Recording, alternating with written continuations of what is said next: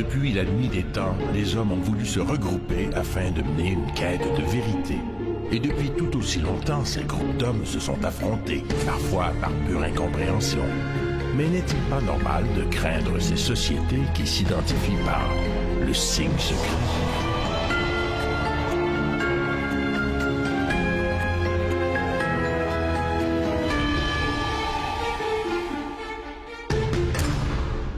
Ça pourrait être un sujet fantastique pour un film d'intrigue internationale. Un groupe d'hommes et de femmes très puissants qui constituent une espèce de gouvernement mondial et qui tire les ficelles de tous les pays.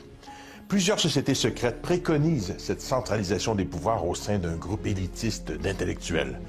Mais aucune n'a incarné cette utopie avec autant d'exactitude que le groupe Bilderberg.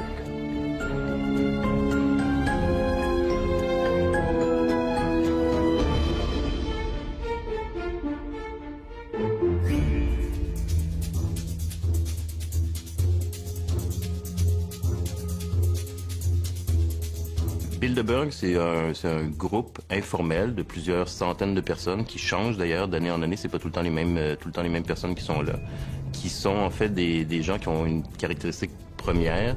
C'est toutes des membres de l'élite, de la haute élite politique, économique, médiatique et on pourrait dire aussi militaire, qui prennent l'occasion de se réunir pendant quelques jours dans un hôtel de luxe complètement isolé, à huis clos, pour discuter entre eux d'enjeux qui les préoccupent.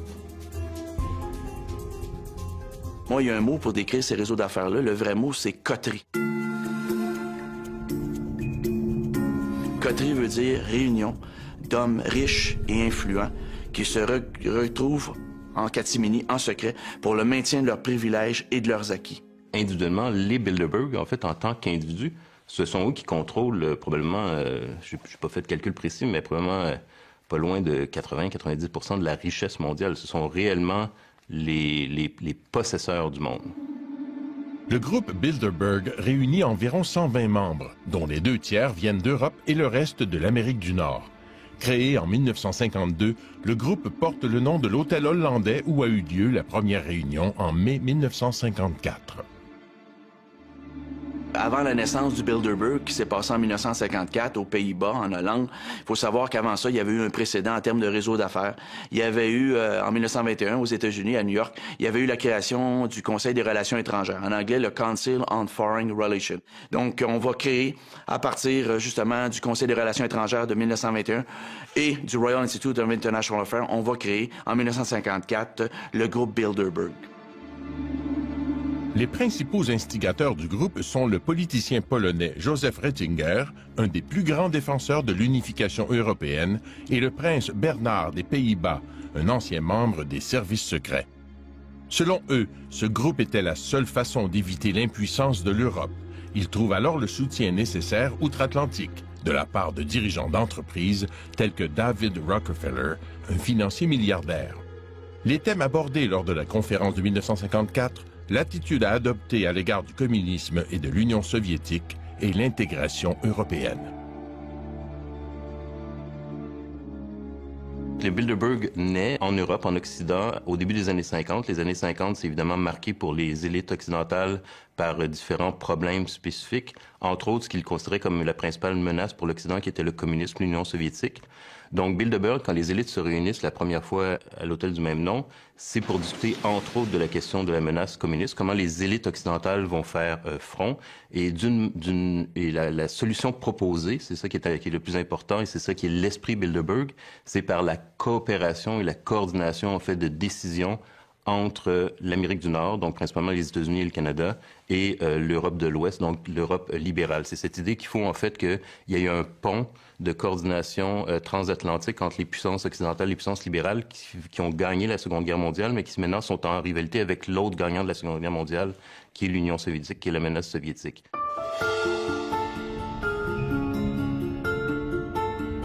Il y avait aussi un intérêt de sécurité nationale. C'était important aussi donc d'assurer la sécurité de l'Europe et de l'Amérique du Nord ensemble.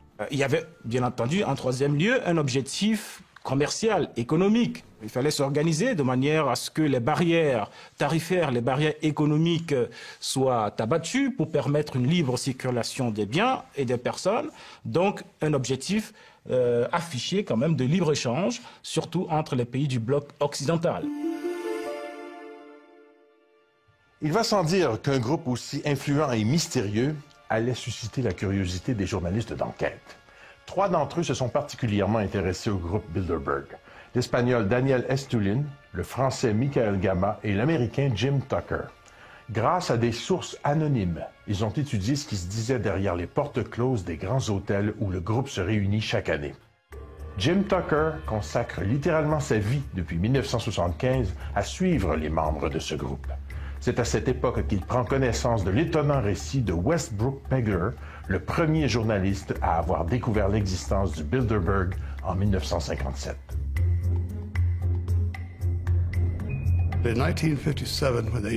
En 1957, quand ils se sont réunis sur l'île Jekyll, en Géorgie, Pegler a été informé que des gens importants se réunissaient sous la protection de gardes armés, que l'île était complètement interdite d'accès. Pegler est accouru et monté dans un arbre avec ses jumelles, puis il a publié 2 articles en nommant ceux qu'il avait pu identifier. Des chefs d'État européens, des hauts fonctionnaires américains, des banquiers internationaux, des Rothschild et autres personnages influents du monde. Il a soulevé la question, pourquoi ces secrets? Pourquoi se réunissent-ils? Pourquoi nient-ils leur existence? C'est à percer ce mystère que j'ai consacré ma vie et ça a été toute une aventure.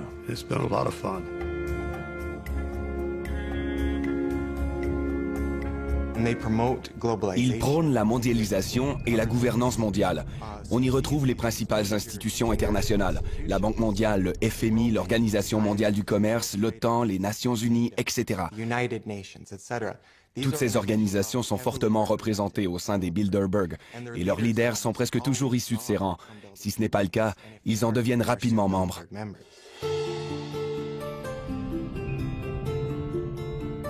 Dans ces groupes-là, l'idée de maîtresse qu'on a dépasse l'identité nationale, d'où est-ce qu'on provient. Et ultimement, les objectifs, c'est la création d'un gouvernement mondial. Encore en 2008-2009, on parlait même d'un impôt mondial. Nous ne sommes pas du tout informés sur les agissements du Bilderberg dans le cas des médias. Un seul exemple, dans le cas de la France, vous avez une réunion du Bilderberg en France, à Versailles, en 2003. En 2003, Versailles était littéralement coupé du reste du monde, verrouillé par la police, par les militaires. Il n'y a pas eu un mot dans la presse française pour évoquer cette réunion, et puis encore moins des sujets traités. C'est toujours en fonction de grands événements politico-économico-financiers. Après, ce qui est dit, alors là, c'est le mystère pour le quidam, les quidam que nous sommes. Une politique que le groupe a adoptée dès le départ, que les propos que les participants vont tenir à l'occasion de ces réunions ne seront jamais rendus publics. Tout simplement parce qu'il voulait donner l'occasion aux participants de ne pas avoir la langue de bois, donc de s'exprimer de façon libre, d'oublier le politiquement correct ou le diplomatiquement correct. Évidemment, ils vous diront qu'il ne s'agit pas de secret, il s'agit tout simplement de confidentialité, il s'agit tout simplement d'une réunion privée. Mais les moyens qu'ils se donnent pour assurer le caractère privé de cette réunion sont en réalité des moyens qui relèvent du culte du secret. Est-ce qu'ils veulent préserver leur intimité, préserver les sujets dont ils discutent? Est-ce qu'ils prennent des décisions qu'on ne voudrait pas entendre, qui discutent de choses que la population ne voudrait pas savoir? C'est sûr que le fait que ce soit en secret, c'est ce qui rend ça évidemment le plus suspect. Alors, si un groupe de cette envergure existe depuis une cinquantaine d'années et que 99% des gens ne le savent pas, ça veut dire tout simplement que c'est un groupe qui est un groupe secret et qui fait du secret peut-être son arme principale.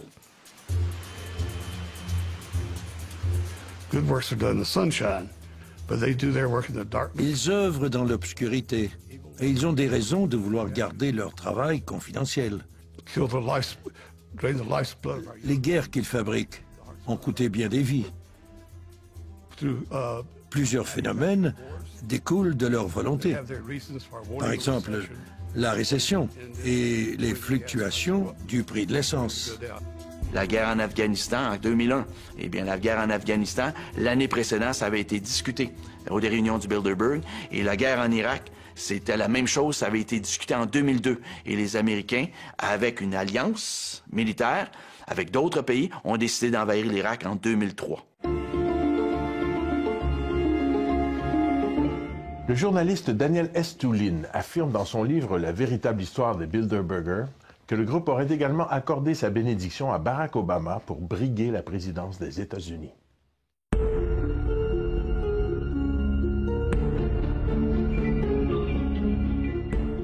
Être invité à participer à une réunion Bilderberg, je pense réellement que c'est une invitation qu'on ne peut pas refuser. Ne deviens pas membre du groupe Bilderberg qui veut.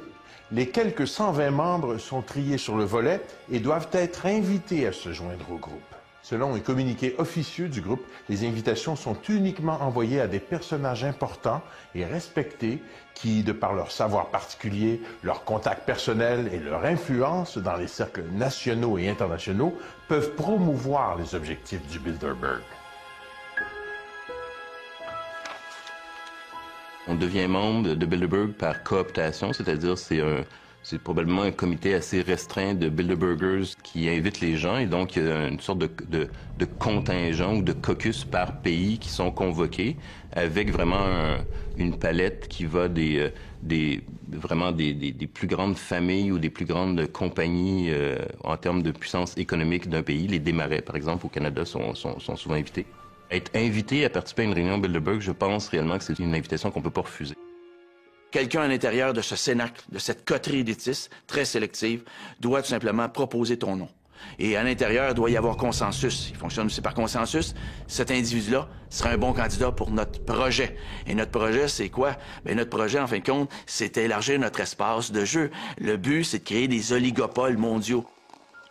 Un oligopole, c'est une situation où il y a très peu de vendeurs, mais énormément d'acheteurs. Ce qui veut dire que les vendeurs qui sont dans le domaine corporatif, peu importe le créneau, ben à ce moment-là, ils ont beau jeu, en fin de compte, de fixer les prix à la hausse parce qu'il y a énormément d'acheteurs pour leurs produits. L'intérêt, c'est de choisir des gens sûrs, efficaces, qui vont servir une cause commune.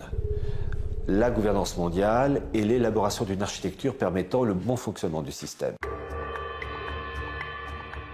Parmi les membres présumés ou connus du Bilderberg, il y a les derniers secrétaires de l'OTAN. Tous les présidents américains depuis Eisenhower, sauf, semble-t-il, Ronald Reagan, les barons des médias, dont Conrad Black et Edgar Bronfman, de même que Bill Gates. Parmi les Canadiens qui auraient assisté à au moins une rencontre du Bilderberg, Jean Chrétien, Pierre Elliott Trudeau, Stephen Harper, Raymond Chrétien, alors qu'il était ambassadeur canadien aux États-Unis, Stéphane Dion, Paul Martin et Frank McKenna. Au niveau des personnes connues au Canada, on va avoir le général des armées canadiennes, Jean-Victor Allard, qui est un Québécois, qui est un membre influent, il est décédé aujourd'hui, mais qui est un membre influent des Bilderberg. Vous avez Jean Lesage, le père de la Révolution tranquille, qui est un assidu. Vous avez Jacques Parizeau. Et Jacques Parizeau était formé avec l'élite sociétale de Londres, avec la London School of Economics. Et ce monsieur-là a déjà assisté à plusieurs rencontres. On a aussi une rare dame qui s'appelle Marie-Josée Drouin, qui a marié Henry Kravis de la firme financière de Wall Street, Colbert Kravis Roberts. Madame s'appelle Marie-Josée Kravis maintenant. Et elle faisait déjà partie d'un puissant institut de réflexion ici au Canada, c'était le Hudson Institute. Elle était repêchée par les gens du Bilderberg parce que c'est une femme dans son créneau hyper influente. Généralement, le groupe Bilderberg invite le chef d'État du pays où se tiennent leurs réunions.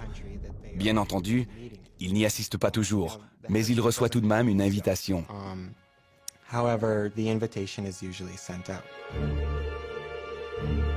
C'est probablement dans ce contexte, c'est-à-dire l'invitation systématique du plus haut dirigeant du pays hôte, que Brian Mulroney a participé à la rencontre du groupe Bilderberg qui se tenait à Toronto en 1987. Dans la mesure où il le fait dans le cadre de ses fonctions de premier ministre du Canada, Archives Canada, c'est-à-dire le bureau du conseil privé, a archivé donc son discours. Donc on a son discours et On voit que c'est un discours d'une quinzaine de pages. Il ne dit rien de secret dans ce discours. C'est l'époque de Gorbatchev en URSS, donc la transition. Donc lui, il se réjouit de ça. Il dit que l'Occident doit accompagner Gorbatchev parce que le régime soviétique est un mauvais régime, alors que le régime libéral est un bon régime. Il vante en fait ce qu'on connaît déjà de Brian Mulroney, c'est-à-dire c'est un partisan du libre-échange, donc c'est ce qu'il va dire au Bilderberger. Il dit même qu'il faut en fait avoir une ouverture plus grande au niveau des frontières pour la liberté de circulation des populations et de la main-d'œuvre, donc l'immigration. Fin des années 80, c'est aussi le problème du sida. Donc il parle du sida, il parle de l'Afrique, il parle de l'endettement des pays du tiers-monde. Donc c'est ce genre de sujet, de propos qu'amène Brian Mulroney au Bilderberger quand il est invité à parler devant eux. Les nouveaux membres ne sont pas uniquement des gens connus. Plusieurs se font connaître après avoir joint le groupe. On peut penser que c'est justement le groupe qui a contribué à lancer leur carrière. Le groupe Bilderberg est reconnu pour soutenir des politiciens qui partagent sa vision du monde. Ainsi, on dit que Rockefeller a été tellement épaté par un discours donné par Jimmy Carter lors d'une réunion du Bilderberg qu'il aurait fait en sorte qu'il soit élu président des États-Unis l'année suivante. Les membres des Bilderberg financent les grosses campagnes électorales, contrôlent les médias, dirigent des multinationales et des banques. Donc, s'ils ne décident pas directement qui dirigera tel ou tel pays, ils ont la capacité, de par l'influence financière et le contrôle médiatique qu'ils exercent, de favoriser certains politiciens au détriment des autres. Vous avez eu, en 1996, une réunion du Bilderberg qui a eu lieu du côté de Toronto, je crois que c'était King City. Et il y avait un ministre-président du Land de Basse-Saxe qui était présent, l'Allemand Gerhard Schröder, qui un an plus tard est devenu chancelier allemand. Donc on voit très souvent des réunions de futurs chefs d'État. On n'a qu'à penser à Bill Clinton aux États-Unis en 1993. Quand il était à la première réunion du Bilderberg en 91, Bill Clinton n'était pas encore le candidat du Parti démocrate. Mais au sortir du Bilderberg, il est devenu l'homme, lige et la marionnette préférée de ses maîtres marionnettistes. Madame Thatcher est arrivée au pouvoir en 79 en Angleterre, mais juste avant d'arriver au pouvoir en Angleterre, cette dame-là avait été repérée par le groupe Bilderberg et elle est arrivée à la tête de son parti et elle a fait table rase, elle a fait maison nette et c'est une dame de fer qui a décidé d'en découdre avec les syndicats. Elle a mis les syndicats au pas. La question que plusieurs se posent, est-ce que le président américain Barack Obama fait partie de ce groupe? Au moment où on se parle, il est impossible de dire, hors de tout doute raisonnable, que Barack Obama est un membre en règle. Il est un sympathisant. Il faut savoir que Barack Obama envoie des émissaires aux réunions du Bilderberg. Bon nombre de ceux qui ont assisté à la réunion du groupe Bilderberg en 2008 se sont retrouvés dans le gouvernement d'Obama quand il est devenu président. Par exemple, Larry Summers et Paul Volcker, l'ancien président de la Réserve fédérale américaine, sont devenus d'importants conseillers économiques d'Obama. Le général James Jones est devenu son conseiller en matière de sécurité nationale. Et j'en passe. Oui, Barack Obama est sans aucun doute un membre de Bilderberg. Et il obéit certainement à leurs ordres. On en aura la preuve avec l'augmentation des coûts de l'essence et avec la prolongation de la récession entièrement fabriquée par les Bilderberg.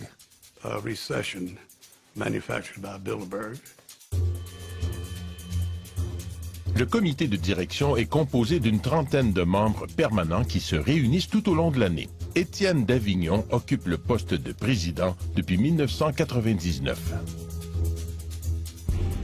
Les membres du groupe Bilderberg ne le sont pas nécessairement à vie, mais certains le sont depuis longtemps, comme David Rockefeller, qui était présent à la première réunion en 1954 et qui assiste encore à toutes les réunions. Henry Kissinger y est aussi depuis des décennies et n'a jamais manqué une réunion. C'est la crème des crèmes. C'est la noblesse de l'intelligentsia. Ceux qui vont là sont évidemment, c'est pas n'importe qui. Et aujourd'hui, je pense que même si ces groupes-là ont le droit de se réunir, encore que je ne conçois pas ça pour les politiciens, ils doivent pouvoir dire de quoi ils parlent. Surtout quand ce dont ils parlent concerne l'ensemble des peuples du monde, l'ensemble de la planète.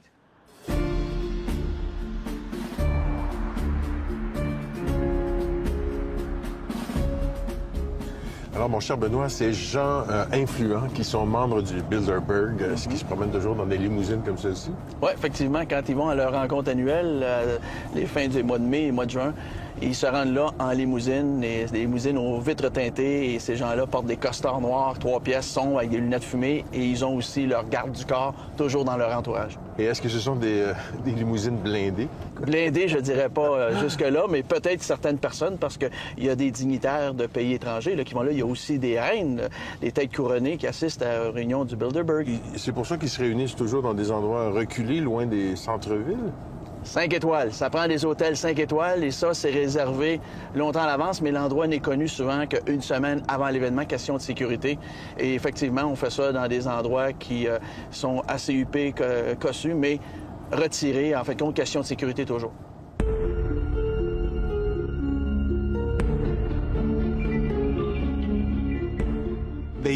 Ils suivent les journalistes et les font arrêter. En Grèce, ils ont arrêté des gens pour avoir photographié les participants.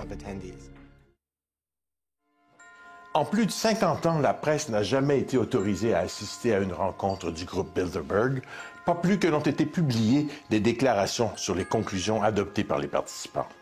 Et non seulement ils sont réticents à l'idée de révéler la teneur de leur discussion, ils refusent de dévoiler publiquement le lieu de leur réunion.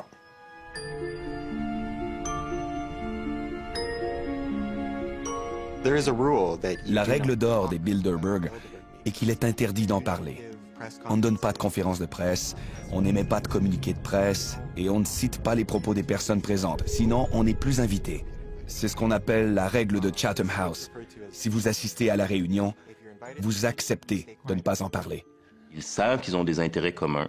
Ils savent qu'ils ont des enjeux et des problématiques dont ils veulent discuter ensemble. Ils veulent pouvoir en discuter, je dirais, librement, c'est-à-dire sans avoir à prendre en considération l'opinion publique, qu'ils considèrent d'ailleurs comme un problème. L'opinion publique, ils veulent le contrôler plutôt qu'être influencés par l'opinion publique. Et donc, ils ont tout avantage, dans ce cas-là, à ce que ça soit secret. Souvent, vous savez, ces décisions prises par ces élites oligarchiques, financières, etc., ces décisions vont à l'encontre des intérêts du peuple. Et donc, pour éviter des manifestations de masse, il vaut mieux être discret. Les seules images possibles à prendre sont celles de limousines venant déposer des invités difficiles à identifier. Il est en effet très bizarre qu'aucun média ne considère ces rassemblements comme dignes de faire l'objet d'une publication, alors que généralement le seul déplacement de n'importe laquelle de ces personnalités fait l'objet des gros titres des manchettes. À mon avis, l'indifférence des médias envers le Bilderberg relève du scandale. La cérémonie des Oscars, cet événement absurde, reçoit un déluge d'attention médiatique. Mais quand les personnes les plus influentes de la Terre se réunissent dans le secret, aucun intérêt.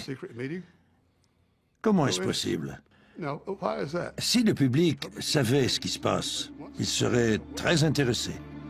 Ce sont des événements qui sont peu connus, donc c'est un cercle vicieux aussi. Moins ils sont connus, moins les médias vont être incités à y participer, moins la population va demander des renseignements par rapport à ça.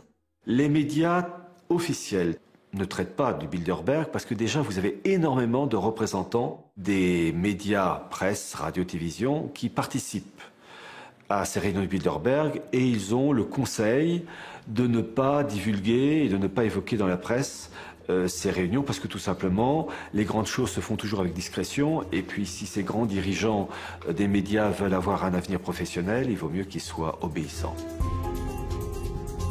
Il est vrai que parmi les participants, il y a des présidents de conglomérats de presse tels que le Washington Post, le Time Magazine, le New York Times et le Figaro. On sait maintenant que l'éditeur du Washington Post a assisté à toutes les réunions depuis 1954 et qu'il a gardé la promesse du secret absolu. Assister à une seule réunion revient à faire un vœu de silence à vie. Au Canada, il y en a eu une récente en 2006, c'était à Ottawa, et c'était une des rares fois que Radio-Canada est allé couvrir la rencontre du groupe Bilderberg dans un hôtel huppé, cossu d'Ottawa. Le journaliste Patrice Roy était sur place. Est-ce que la centaine d'hommes et les quelques femmes qui arrivent ici en limousine, cachées derrière des vitres teintées, possèdent un vrai pouvoir occulte. Ce qui est sûr, c'est qu'ils sont tous influents dans leur domaine. Et c'était toute beauté. Ça n'a pas duré 3 heures, ça a duré 3 minutes. Mais c'est quand même 3 minutes de plus que ce qu'on a toujours eu avant, alors qu'il y avait un blackout médiatique. Il y a plusieurs hypothèses pourquoi il y a peu d'attention médiatique aux événements Bilderberg. Je pense que c'est simplement que ce n'est pas une réunion officielle. C'est-à-dire que les gens qui sont à la réunion Bilderberg annuelle ne sont pas là en tant que représentants de leur pays ou en fonction de leur fonction publique et officielle. Donc, c'est un peu comme les vacances des premiers ministres, finalement. Elles peuvent être couvertes par les médias, mais en principe, ça n'a pas une grande importance publique. Je pense que c'est ça qui leur permet de jouir d'une certaine discrétion par rapport aux médias. Et ça a de toute évidence pas la même visibilité aussi que les grands sommets, parce que lors des grands sommets, comme le G8, G20, par exemple, les sommets eux-mêmes invitent les journalistes. Dans le cas de Bilderberg, ils ne sont pas invités, donc il y a beaucoup moins de possibilités pour eux d'y aller.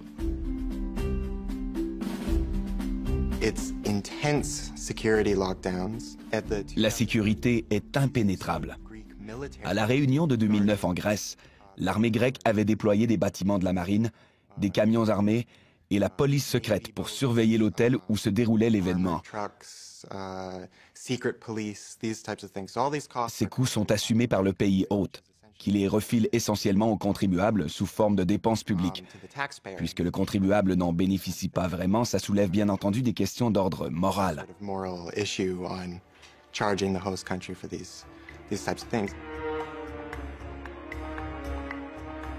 Ils suivent les journalistes et les font arrêter. En Grèce, ils ont arrêté des gens pour avoir photographié les participants. Donc c'est une forme de harcèlement, mais je n'irai pas jusqu'à dire qu'ils ont l'intention de blesser ou de tuer des journalistes, parce que ça pourrait engendrer une tempête médiatique qu'ils veulent à tout prix éviter.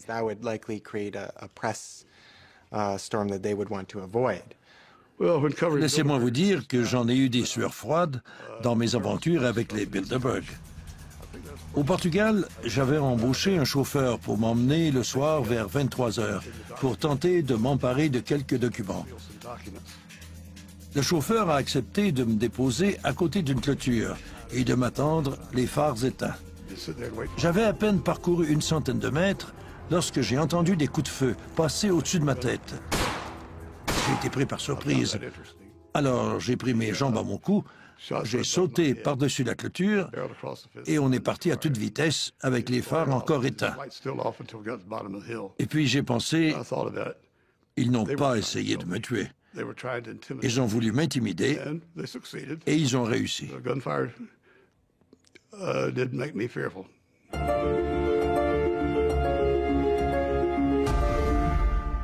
En plus de l'arsenal de sécurité, les dirigeants du groupe Bilderberg auraient mis en place toute une série de mesures pour s'assurer de conserver leur anonymat, et ce depuis plus de 50 ans.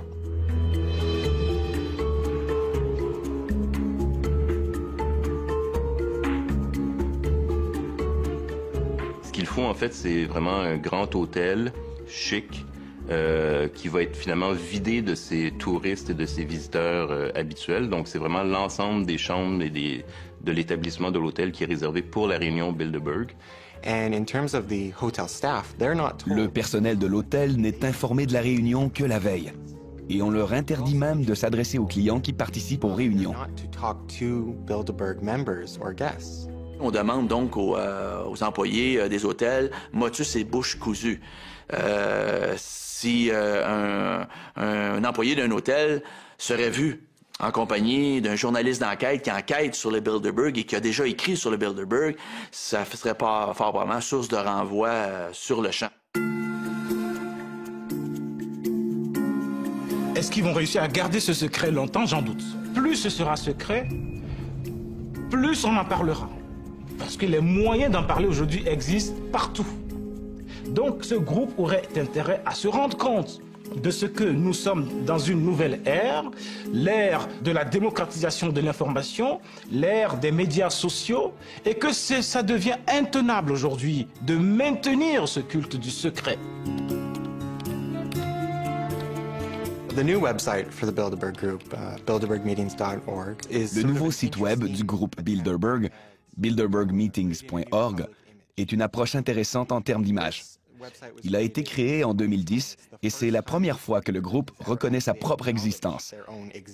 Il publie maintenant la liste des participants aux réunions, l'endroit où celles-ci se tiennent et les thèmes abordés, sans toutefois révéler ce qui se dit.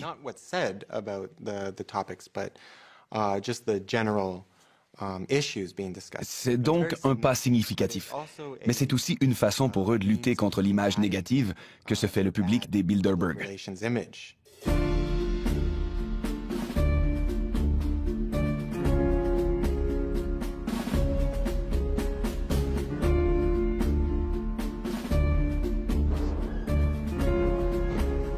Mais quand on est une centaine d'individus, des princes, des princesses, comment on fait pour passer inaperçu, surtout quand on voyage dans des hôtels de luxe comme celui-ci? Bien, premièrement, les hôtels 5 étoiles qui sont réservés pendant 3 jours par le Bilderberg sont toujours dans des endroits reculés, donc il y a moins d'affluence, il y a moins de circulation, c'est voulu pour des questions de sécurité. Mais pendant combien d'années ils ont réussi à rester aussi discrets? Bien, écoute, on a entendu parler dans les années 90 du Bilderberg, on connaît ça.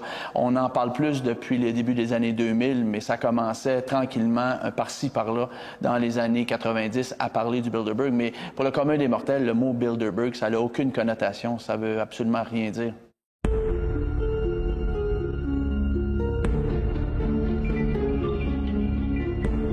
Il y a vraiment un rituel qui dure depuis une cinquantaine d'années et qui est suivi, respecté de façon rigoureuse. Le groupe Bilderberg est encore et toujours très actif. 59 réunions ont eu lieu entre 1954 et 2010. Parmi elles, 5 se sont déroulées au Canada. En ordre chronologique, au manoir Saint-Castin du lac Beauport, à Mont-Tremblant, Montebello, Toronto et Ottawa. Le déroulement des réunions doit répondre à un décorum particulier. Il y a vraiment un rituel qui dure depuis une cinquantaine d'années et qui est suivi, respecté de façon rigoureuse. Les gens s'asseyent les uns à côté des autres suivant leur ordre alphabétique. C'est-à-dire que si vous êtes le prince Bernard des Pays-Bas, si le nom de famille commence par B, vous pouvez vous asseoir à côté d'un professeur d'université dont le nom aussi commence par B. Je veux dire, c'est pas parce que vous êtes prince que vous allez vous asseoir forcément à côté d'un autre prince. Voyez-vous, c'est un peu là qu'on définit peut-être le côté égalitaire du groupe. L'autre rite qu'ils respectent, c'est évidemment la prise de parole. Les gens sont tenus de respecter leur temps de parole. On s'attend à ce que les participants aux réunions des Bilderberg s'expriment. On veut savoir comment ils sont, ce qu'ils pensent. Qui sont les gens qu'ils seraient susceptibles d'appuyer? Margaret Thatcher a été invitée à une réunion dans les années 1970. Elle était restée en retrait sans dire grand-chose et à ce moment-là, elle était à peine connue dans son propre pays et encore moins à l'extérieur. Donc les autres se méfiaient un peu d'elle. Puis, celui qui l'avait invitée l'a prise à part à la fin de la journée et le jour suivant, elle a donné un de ses fameux discours pendant 3 minutes et les a tous tellement impressionnés que David Rockefeller et Henry Kissinger l'ont adorée. Ils l'ont emmenée aux États-Unis, l'ont présentée à tout le monde et quand elle est devenue Premier ministre, elle a adopté des politiques économiques néolibérales qui ont énormément bénéficié aux membres Bilderberg.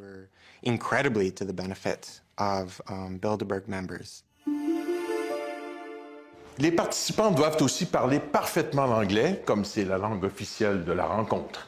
Il n'y a pas de traduction simultanée. Ils doivent venir seuls. Ni conjoints ni collaborateurs ne sont admis. Même les assistants personnels, dont les gardes du corps, ne peuvent y assister et doivent manger dans une pièce séparée.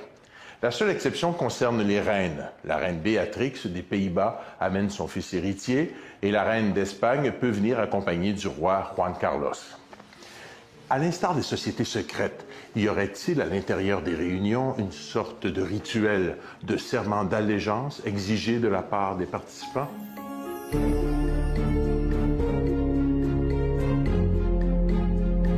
Les gestes, il y en a sûrement.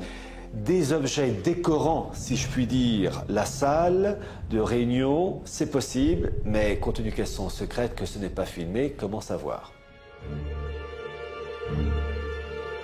Certains observateurs vont plus loin et prétendent que le fondement même du groupe Bilderberg repose sur la philosophie des francs-maçons.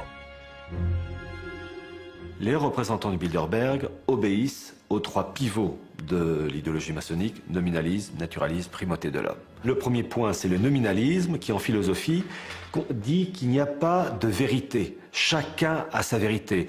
Vous avez votre vérité, j'ai la mienne, et c'est une vérité qui est évolutive. Ce qui est vrai aujourd'hui n'est pas demain, etc.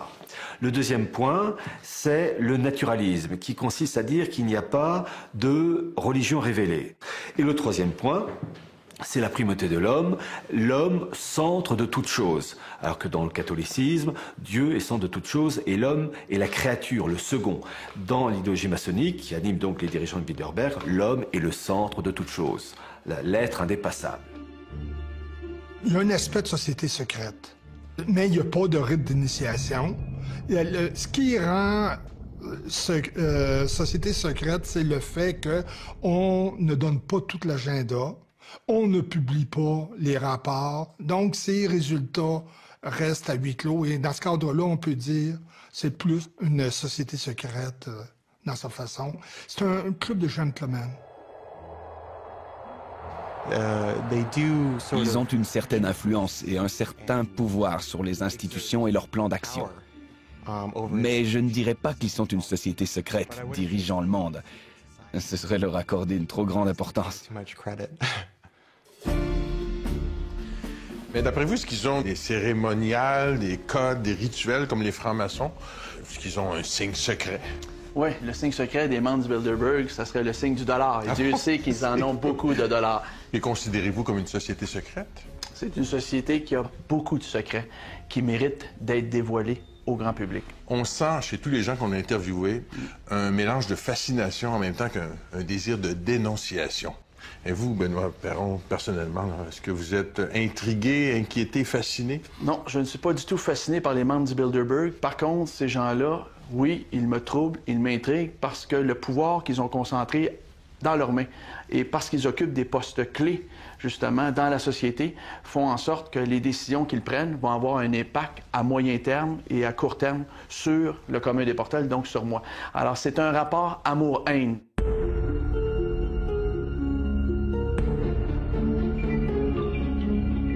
On est en droit de se demander ce qu'ils font, ce qu'ils devraient faire, puis comme on ne le sait pas, ben on l'invente. Donc c'est une magnifique machine à rumeurs. Le fait que leur réunion soit entourée d'autant de secrets a tout pour plaire aux amateurs de théorie du complot. On leur attribue notamment l'orchestration de la mondialisation économique. On emploie les termes complot mondial, main droite du monde et même maître du monde.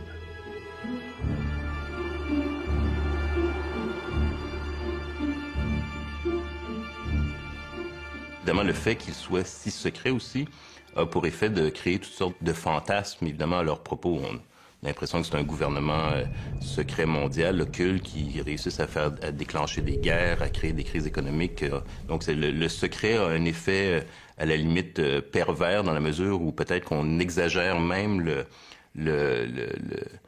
l'influence qu'ils ont. Mais évidemment, comme c'est secret, on peut pas, c'est difficile de faire la part des choses. Il n'y a rien de pire que le secret pour susciter ou stimuler l'imagination ou développer des mythes. On est en droit de se demander ce qu'ils font, ce qu'ils devraient faire, puis comme on ne le sait pas, ben on l'invente. Donc c'est une magnifique machine à rumeurs. On pense par exemple que c'est un groupe qui pense constituer sur l'échelle mondiale une sorte de monde Inc., c'est-à-dire de détruire les barrières de l'État-nation et de donner au capital la prépondérance qu'il doit avoir et de confier à une élite économique, une élite économique la gestion des affaires du monde. Il y a certains qui pensent que dans le groupe, en tout cas, il y a des gens qui proposent des mesures encore plus extrêmes, des mesures plus radicales, qui consiste par exemple à laisser faire des maladies, à créer, à inventer des maladies pour décimer des portions de population. Donc, si c'était ça, l'objectif, il est évident qu'on ne peut pas en parler en public. Tout le monde devrait être inquiet. Que vous soyez cireur de chaussures ou propriétaire d'une banque ou pilote d'avion, l'économie nous affecte tous. Et ils manipulent l'économie. Donc, tout ce qu'ils font a un impact sur nous tous. Ce qui m'interpelle sur le plan éthique, je ne sais pas jusqu'à quel point ce serait scandaleux ou pas, mais c'est la collusion. Le principe de la démocratie, c'est la séparation des pouvoirs. Et quand on voit qu'il y a des rencontres où il y a possibilité de collusion ou de trafic d'influence entre les plus grands pouvoirs que sont le pouvoir de la presse, le pouvoir financier, le pouvoir politique, et à ce moment-là, ça devient inquiétant. The 1976 meeting of the Bilderberg Group was canceled. En 1976, une réunion du groupe Bilderberg a été annulée parce que le président de l'époque, le prince Bernhard des Pays-Bas, était accusé de corruption relativement à certains avantages qu'il avait accordés à Lockheed Martin, ainsi qu'à d'autres compagnies semblables. Et c'est ce genre d'arrangement que les réunions des Bilderberg facilitent. Bilderberg est réservé à quelques régions du monde, disons à 2 grandes régions du monde, réservé aux pays européens, un certain nombre de pays européens, et à l'Amérique du Nord. Mais imaginez un groupe qui parle de sécurité énergétique, de sécurité nucléaire, qui parle de géostratégie mondiale, qui parle de commerce international, qui parle de l'aide publique à l'Afrique. Et on nous dit que c'est un groupe privé. Donc vous voyez donc là le problème de légitimité que ça pose. Le groupe Bilderberg n'a aucune légitimité démocratique. Il dirige, il impose des vues sans aucune légitimité issue du suffrage universel. Donc, il y a un déni de démocratie qui est complet.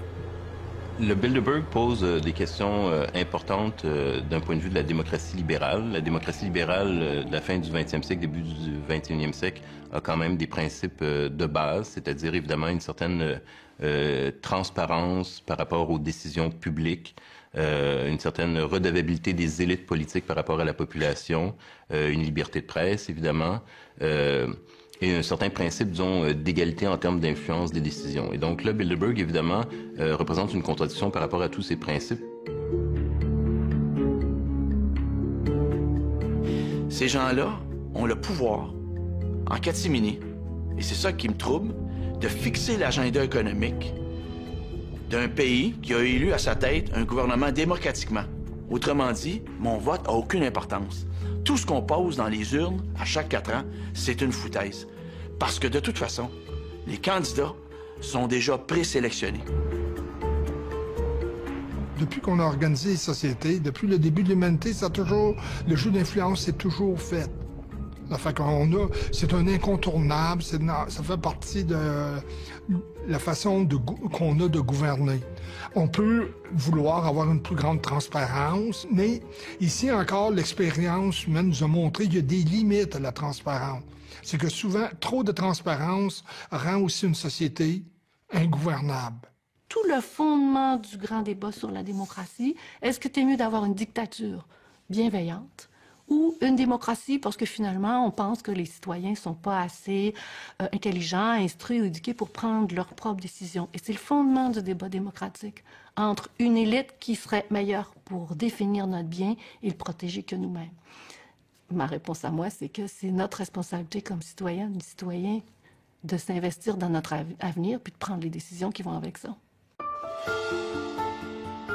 Si on revient sur l'histoire des Bilderbergers depuis les années 50 jusqu'à aujourd'hui, on peut penser en fait qu'ils ont eu plusieurs occasions pour sabler le champagne. La Constitution de l'Union européenne, ils l'ont. Ils ont un marché commun européen, une assez bonne intégration, disons, ou coopération Amérique du Nord, Europe, ils l'ont. Ils avaient des cauchemars au sujet de la menace soviétique. Cette menace soviétique, elle n'existe plus. Donc, je pense qu'au fil des décennies, les Bilderbergers, en fait, ont vu un monde qui ressemble de plus en plus à ce qu'ils rêvaient de créer ou d'obtenir ou de provoquer.